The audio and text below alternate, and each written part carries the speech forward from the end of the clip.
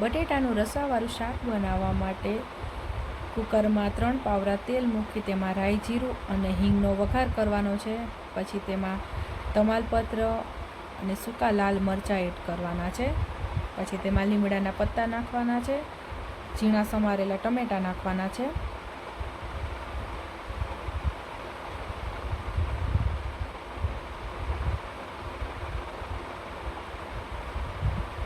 પછી તેમાં સમારેલા બટેટા એડ કરવાના છે.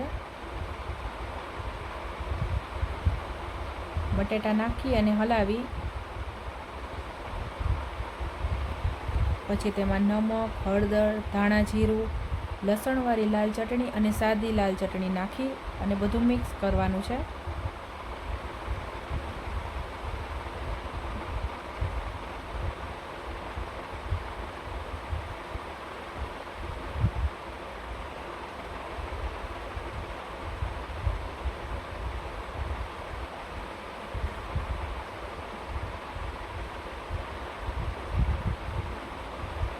આ બધું સરસ મિક્સ થઈ ગયું છે. પછી તેમાં પાણી નાખી અને 3 વિસલ થવા દેવાની છે. પછી બટેટાનું શાક રેડી થઈ જશે.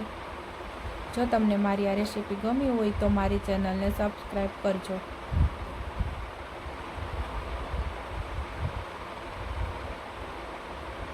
રસાવાળું બટેટાનું શાક ગ્રેવીવાળું સરસ થઈ ગયું છે.